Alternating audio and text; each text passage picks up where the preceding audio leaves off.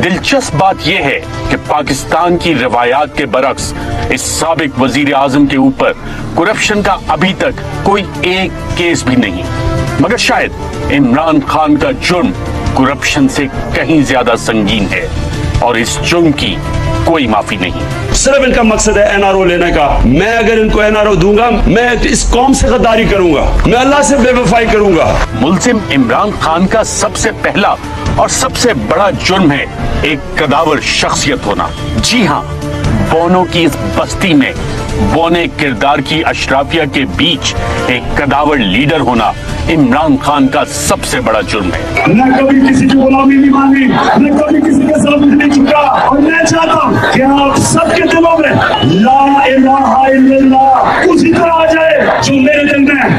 ये कारे सरकार में मुदाखलत है। साम्राज्य के सामने ऊंचे कद वाला कैसे आ गया? अशराफिया की इस बस्ती में एक मिडिल क्लास शख्स कैसे आकर इस कौम का लीडर बन गया?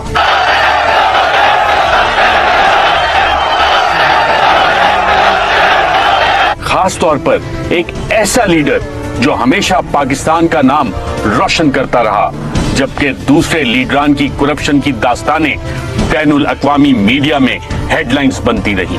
ऐसे में उसने वर्ल्ड कप जीत लिया तो कौन सा तीर मारा? वो अशराफिया जो खांसी और जुकाम के लिए बाहर इलाज करवाने को तरजीह देती है, ऐसे में उसने पाकिस्तानियों के लिए कैंसर अस्पताल बनाए। ये 75 साल से वो सीधा निजाम के कारे सरकार में मुदाखलत थी और उसका जुर्म।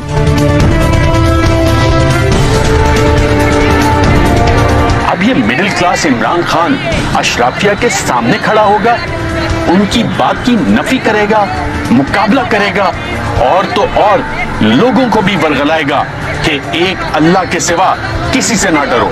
ये कारे सरकार में मुदाखलत है, ये इमरान खान का जुर्म है।